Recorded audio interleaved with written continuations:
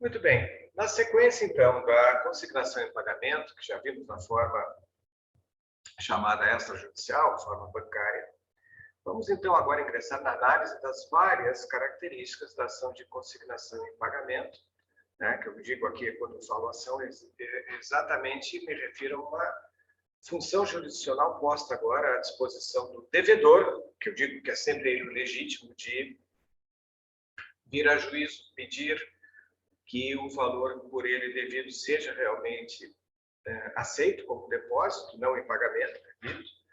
E aí se trava, então, a discussão, quem tem razão, se credor ou devedor, e o credor apresentará as suas razões por não ter recebido o preço ou a coisa. Então, agora, o importante é sabermos que, arredada a ideia de obrigação de fazer ou não fazer, não poder ser objeto da ação de consignação, isso tem que ficar muito claro, mas agora, diferente da forma bancária, se admite em juízo o depósito de coisas também, não apenas em quantia, né? Em quantia bancária, lá no valor bancário que se apresenta, tudo bem, não se admitiria depósito de coisa no banco, né? Então, em juízo, diante dessa contratualidade existente entre devedor e credor, o devedor vem a juízo também podendo apresentar a coisa a ser depositada, e aí, claro, depósito que pode ser um depositário público ou particular, a coisa ficaria lá à disposição do credor. As taxas seriam pagas, então, desse depósito, até então, pelo próprio devedor, né? E com todas estas características, ficaria, então, desobrigado o devedor deste ônus, né? Na verdade, o que nós vimos aqui, a consignação se presta para evitar a mora no pagamento por parte do devedor.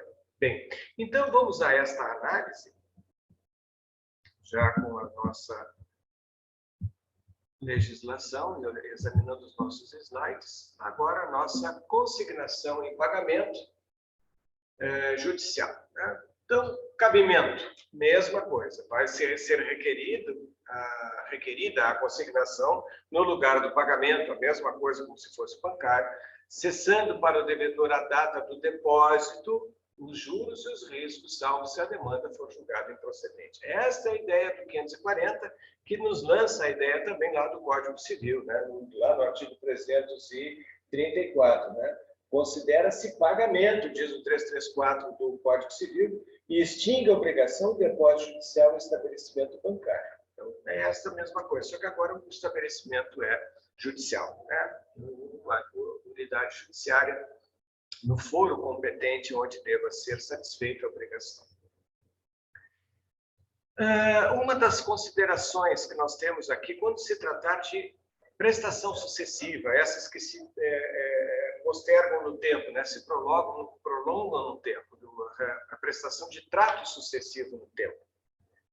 Então, diz ali, se tratar de prestação sucessiva, o artigo 541, consignada a primeira delas, ou uma delas, pode o devedor continuar a depositar no mesmo processo, aqui, portanto, vejam a economia processual, né? Havendo, então, 10 prestações, a segunda já se nega ao credor a receber, então vou lá depositando aquela segunda parcela em juízo, e as demais, terceira até a 10ª, serão também assim aceitas nos mesmos autos da ação. Agora, vejam que condições. Pode ser, então, no mesmo processo, sem maior formalidade, as que se forem vencendo, desde que se faça até 5 dias contados da data de vencimento daquela prestação. Então, uma vez feito o depósito, a lei é rígida assim, tem que cuidar esses 5 dias, né? Então, se eu tenho até o dia 30 do mês, né, um mês com 30 dias, eu só tenho até o dia 5 do mês seguinte para fazer o depósito, né? Mesmo que fora do prazo, mas a lei, então, me dá essa elasticidade de mais 5 dias aqui contados da data do vencimento. Existe aqui uma discussão bastante interessante, se esses 5 dias são úteis ou dias contados, né, diretos. Eu não corro riscos, né? Sempre a gente, no processo, gente, a gente tem que ter sempre o cuidado. No processo, nós temos que cuidar do menos, do menor, e não do mais ou do maior, né? Então, nós temos que ter cautela em excesso.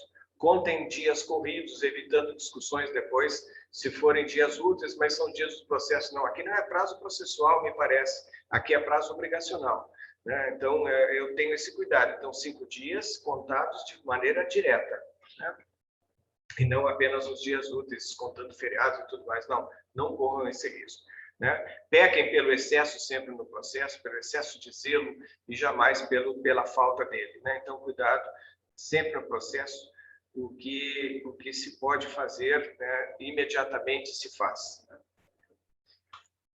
Com estas primeiras disposições, então, do 540 e do 541, nós já podemos, então, estabelecer aqui a processualística mesma do depósito em juízo, né, desta ação consignatória em pagamento. O que o autor vai requerer? Primeiro, assim, a inicial, como qualquer Bíblia Sagrada que nós devemos ter no processo, o artigo 319 do Código de Processo Civil é esta Bíblia Sagrada das petições iniciais. Sempre examinem as condições do artigo 319. Ali, qualificação das partes, o juiz competente, os fatos, né? A questão legal, a questão jurídica, então, que fato e questão jurídica vai formar ou vão formar a causa de pedir e, evidentemente, o pedido. Então, a causa de pedir formado entre fato e fundamentação jurídica sobre este fato. Essa é a causa. E o pedido, então, com essas especificações que o Código determina ali, dependendo do caso a caso, causa a causa, né? Os requisitos da inicial devem obedecer a essa Bíblia Sagrada do 319. Na petição inicial, o autor requererá, além dos, repito, dos requisitos do 319. Lembrem quando eu disse há poucas aulas, eu disse, aproveita-se o processo de conhecimento. Aproveita-se o processo de conhecimento. Aquilo que está na regra geral do processo de conhecimento se embute aqui nos procedimentos especiais. Então, é claro que aqueles outros elementos do 319 se somam a esses. Por quê? Porque aqui nós temos pedidos específicos. Olhem ali o inciso 1º do 542. Na inicial, o autor requererá, quer dizer, além dos requisitos do 319, as regras gerais, aqui os elementos especiais da inicial. Então, o autor requererá, 1, o depósito da quantia ou da coisa. Vejam, então, valor ou coisa pode ser, então, a ser efetivado em 5 dias contados do deferimento, ressalvado a hipótese do 539, parágrafo 3º. Vamos ver aqui 5 dias contados do deferimento. O que é isso? O inciso 1º nos deixa claro, eu não preciso imediatamente depositar a coisa ou o dinheiro. Eu entro com a ação, peço ao juiz que defira a consignação.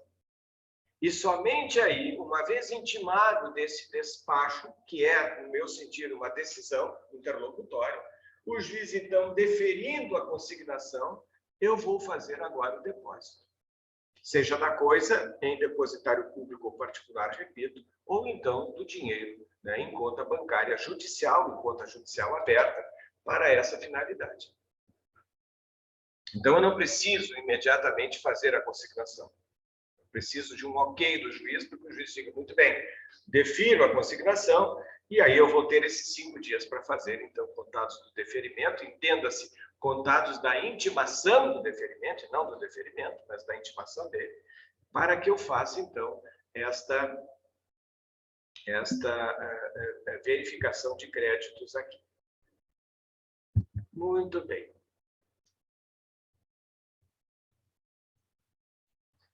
A citação do réu, também evidente que eu tenho que citar, até nem precisaria, porque isso aqui é a regra geral do 319, né? Requerimento de citação do réu para levantar o depósito ou oferecer contestação. Então, são 2 hipóteses que o réu, que seria o credor, né, teria.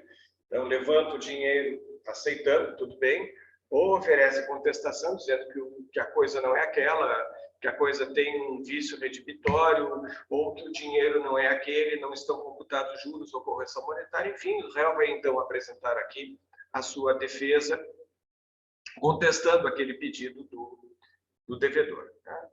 Não realizado o prazo, o depósito, melhor, no prazo do inciso primeiro, aqueles 5 dias, o processo será extinto sem resolução de mérito. Né? Aqui é uma discussão, será que pode entrar o devedor de novo ou não?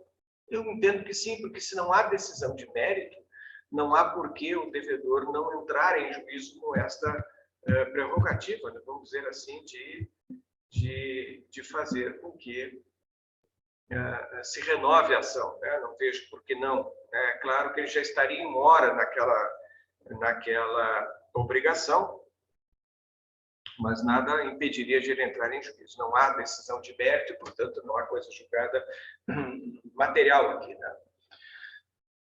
Se o objeto da prestação for coisa indeterminada e a escolha cabe ao credor, então cabe a ele a escolha da coisa indeterminada, no contrato não tem. Por exemplo, assim, um quadro, né? Que não estou dizendo um quadro que eu sou o pintor, eu tenho que fazer um quadro, eu sou o devedor, já recebi o preço naquele trabalho que eu deveria fazer nessa pintura desse quadro, e o nosso credor está se negando a vir lá pegar uma pintura, essa minha, um quadro dos meus. Então, a coisa indeterminada era um quadro. Não disse que quadro é, era pintado sobre isso, sobre aquilo.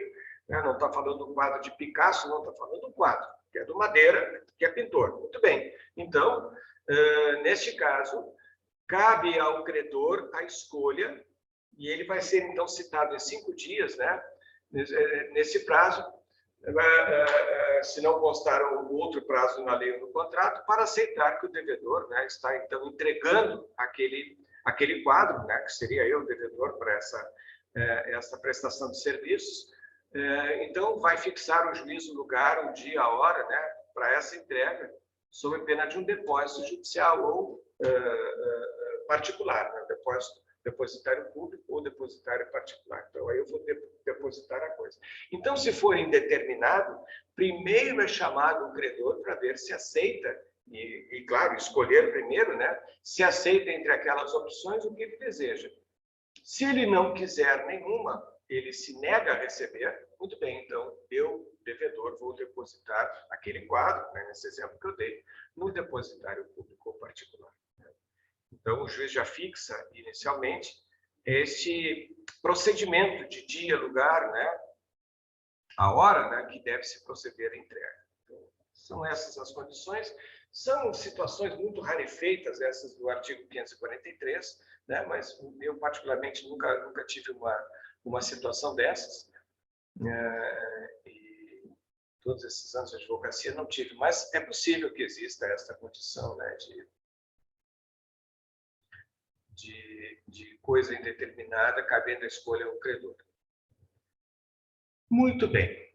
O que pode o credor, que é o réu, manifestar em contestação a sua alegação?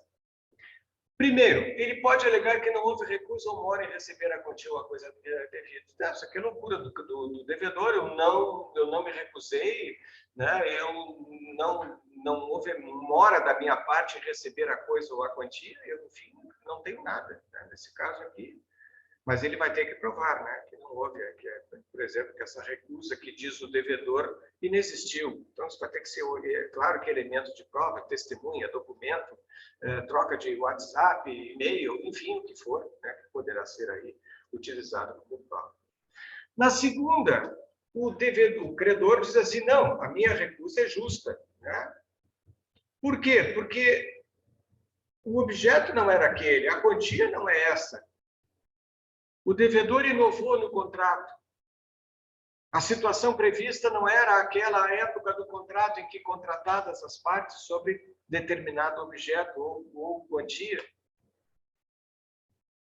E aí, neste momento, aquilo que se transformaria num rito especial, que era e é de rito especial desde o início, agora abre-se um processo de conhecimento. O rito aqui vira um rito meio que ordinário, aquele rito comum e não mais especial. Por quê? Porque agora, gente, nós temos duas frentes aqui a serem examinadas. A alegação do devedor e a alegação do credor.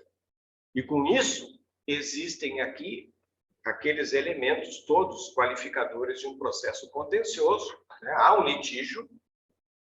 E por que conhecimento? Porque o juiz vai ter que, então, examinar a questão da prova, os argumentos já estão postos, o devedor com a sua argumentação, o credor com a dele, recusando a entrega.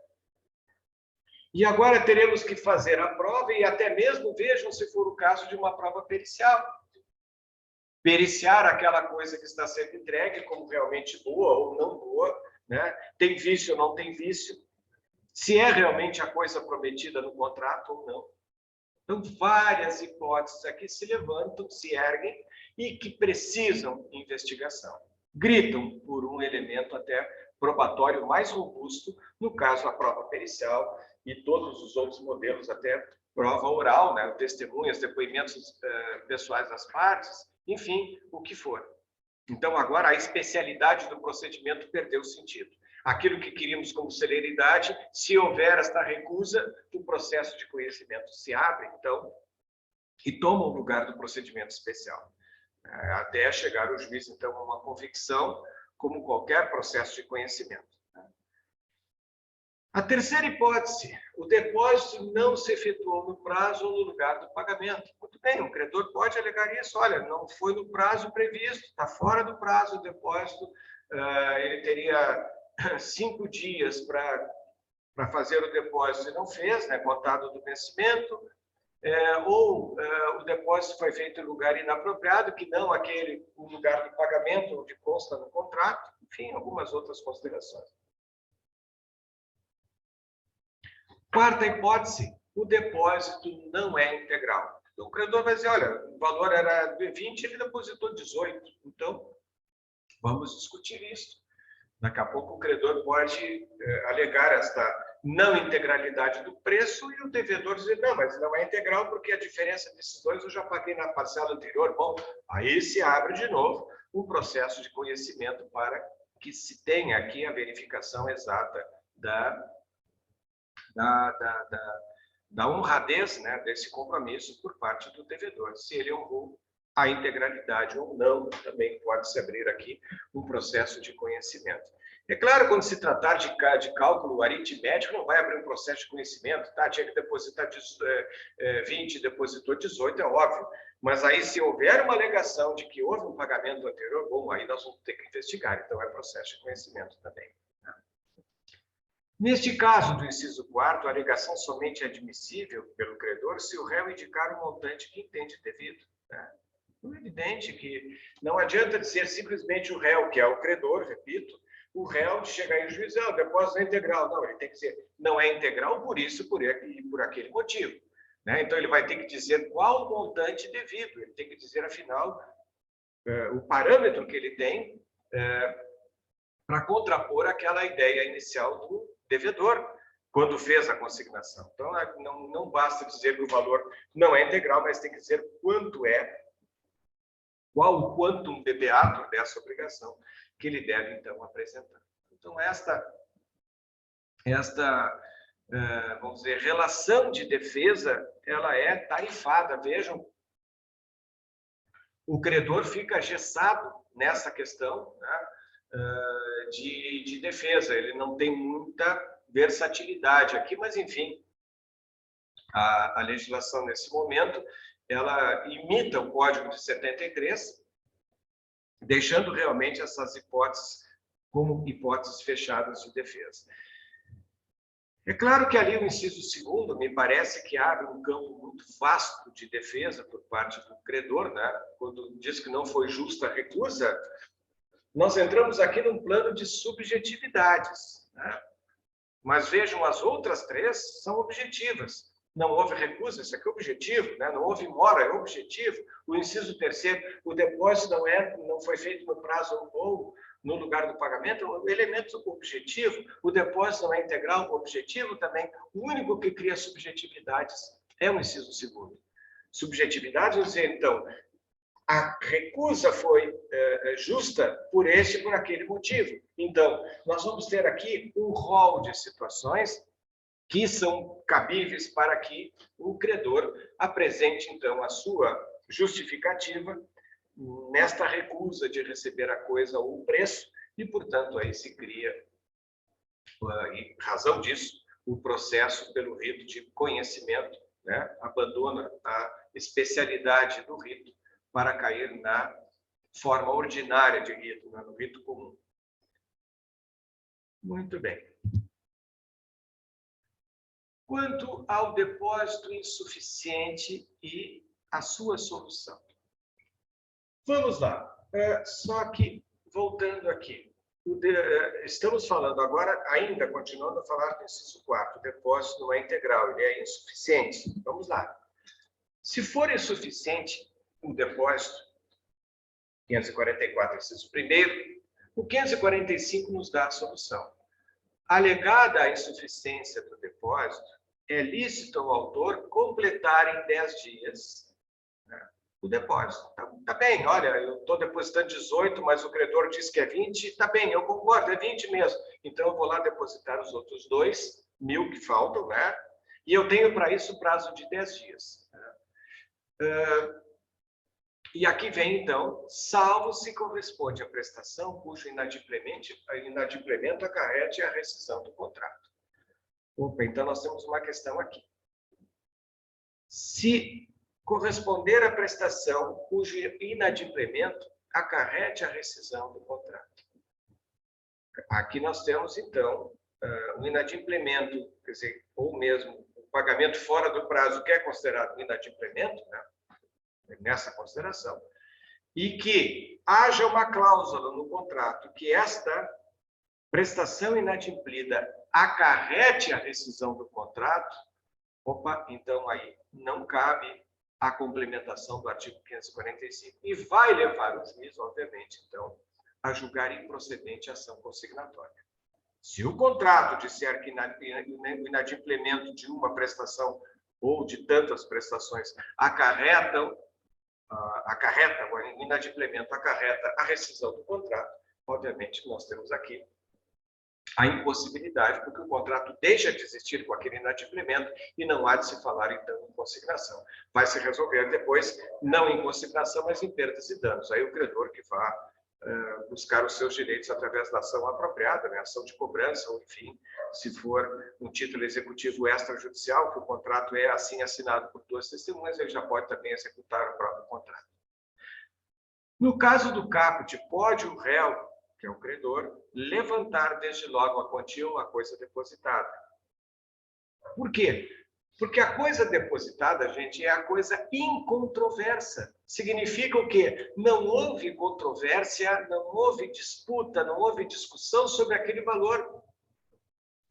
Se o devedor depositou 18 quando deveria depositar 20, aqueles 18 ele já concordou que deve. Então, ele simplesmente, o credor simplesmente pede a liberação do valor ou da coisa depositada, né? Com a consequente liberação parcial do devedor, parcial do autor, que é o devedor. Fica liberado daqueles 18.000, mas, opa, então vamos discutir os outros 2. Se é que ele já não depositou, completando naquele prazo de 10 dias do 545 caput, tá bem? Mas se houver ainda a discussão, nós temos que ver que aquele valor depositado é incontroverso.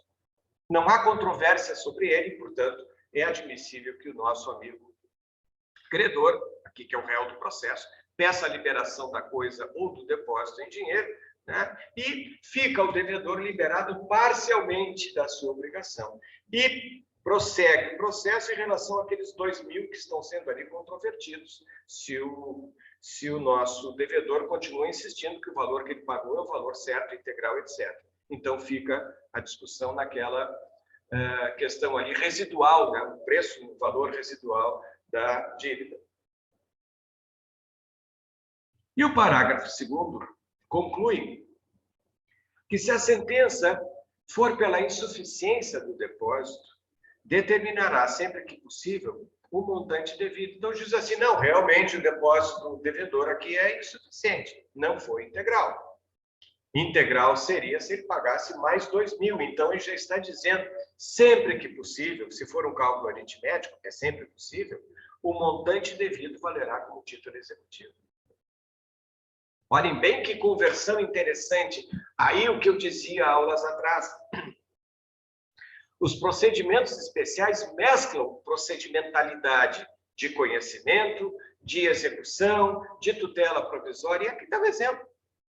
Então, se o juiz disser, muito bem, devedor, tu tá devendo ainda 2.000, tu pagou os 18, ótimo, está pago. O credor já levantou, inclusive, mas tu continua devendo 2. Então, se ficar isto na sentença, e for possível, não precisar de um cálculo contábil, um cálculo atuarial, né? Se for apenas isso, o juiz já determina de maneira imediata o valor residual que deve ser pago. E agora inverte-se. O credor continua credor de R$2.000. Só que ele deixa de ser réu agora para ser exequente, autor contra aquele devedor que era autor e agora passa a ser réu. Agora, vamos dizer, uma mudança muito radical da polaridade das partes aqui. Então, aquele que era réu passa a ser autor, que era o credor passa a ser autor, e o devedor que era autor passa a ser réu. E aqui, então, aquilo que se tratava de processo especial ou procedimento especial, agora se transforma num processo executivo. Por quê? Porque aquela dívida declarada em sentença fica constituída como título executivo judicial. Então, facultado ao credor promover o cumprimento no mesmo processo. Olha que situação interessante, né? Após liquidação, se necessária, como eu disse, a liquidação seria então encontrados um quantum bebeatur quando se tratar de cálculo complexo, de cálculo que precisa um cálculo pericial, né? Um cálculo atuarial, e com isso seria necessária então a liquidação. Mas não sendo necessário, o juiz já puder de logo definir esse montante, aquilo já passa a ser evidentemente considerado um título executivo judicial e não precisa outra formalidade. Um grande exemplo aqui para vocês de como se tenta, né, de uma certa maneira, o aproveitamento do processo, né, e nos mesmos autos se faz, então, a conversão de um procedimento especial para um procedimento executivo. Situação bem interessante, né? E por isso que o procedimento consignatório é um procedimento especialíssimo, por essas tantas nuances que ele pode apresentar, né, com esta conclusão aqui que nos dá o parágrafo 2º, né, quanto à insuficiência do depósito. Então, são essas as soluções que nós encontramos até aqui. Muito bem. A sentença que surge num procedimento especial de consignação em pagamento. Gente, aqui é uma discussão tremenda. E eu vou dizer assim, não precisava, porque vai depender do caso em que a sentença esteja apoiando, né, o interesse do devedor ou o interesse do credor, vai depender muito do caso, né?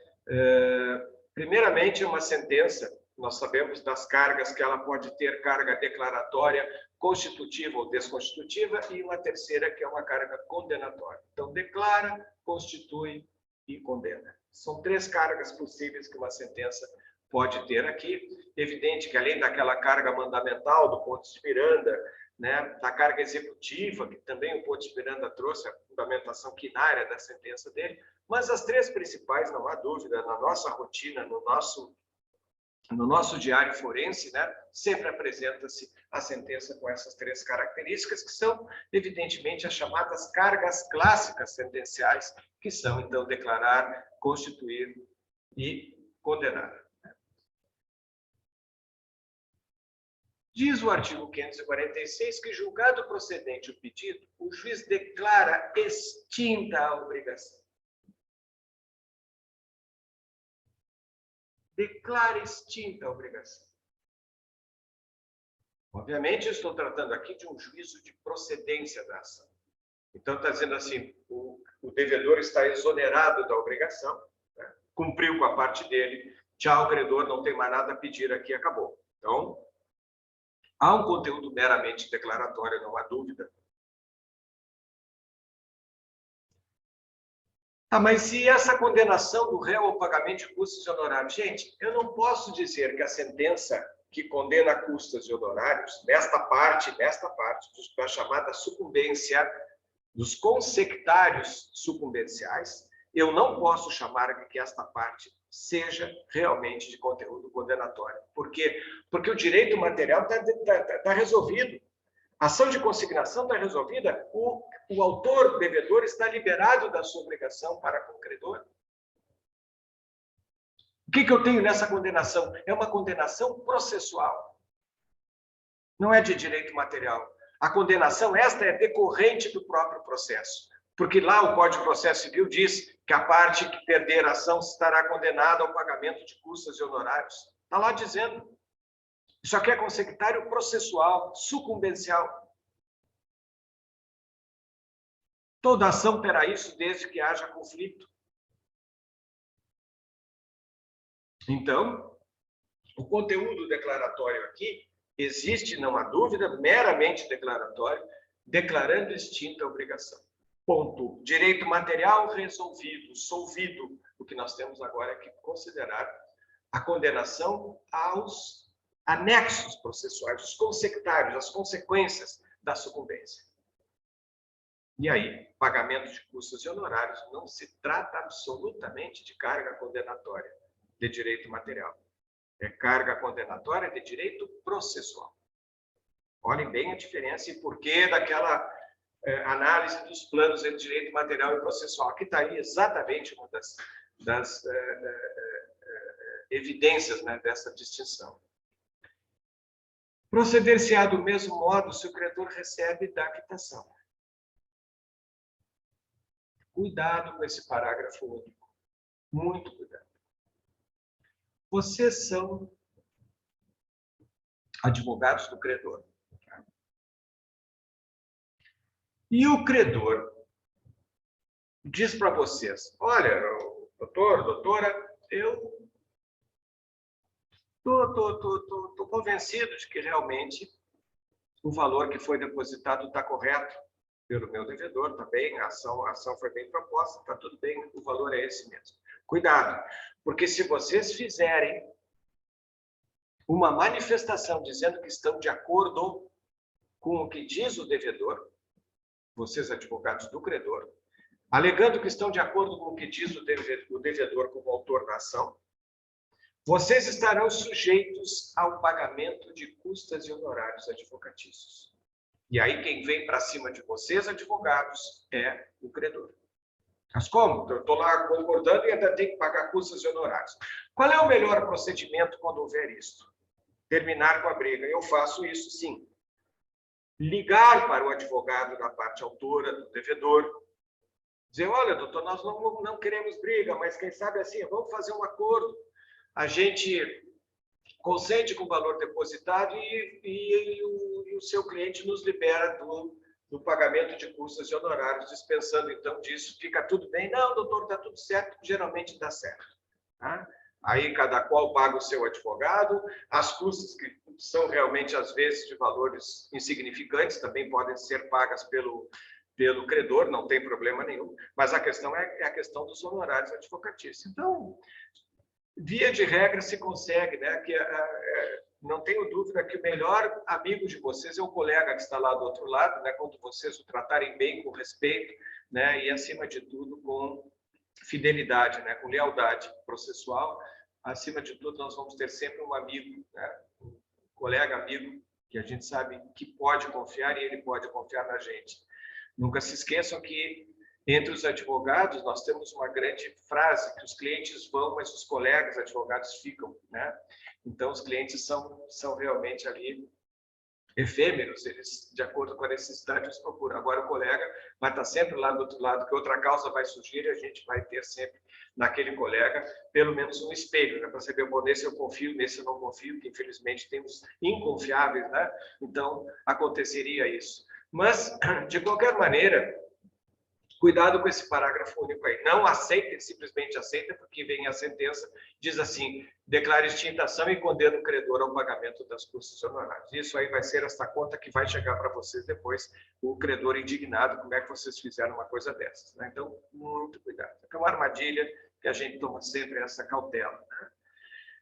E, obviamente, sendo sentença, sempre cabe apelação, né? Recebida do duplo efeito, lá do artigo 1012, não tem nada de situação que fuja à regra, né, da apelação, que é sempre recebida no duplo efeito, devolutivo, que devolve ao Poder Judiciário a matéria impugnada em outra instância, ao tribunal, e o efeito suspensivo no sentido de suspender eventual execução até que se defina, né, em termos finais, né, em última resposta do Judiciário, a questão.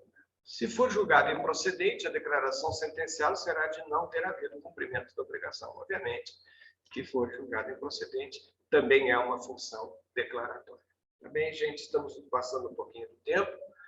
E na aula que vem, nós voltamos, então, quanto às dúvidas do credor e as soluções que podem ser dadas. Tá bem? Continuem se cuidando. Um abraço grande desse amigo. Fica um beijo para as meninas, um abraço aos meninos e voltaremos, então, à nossa aula seguinte com essa questão dos credores devidos e as soluções que podem haver em relação a isso. Tudo bem? Muito obrigado.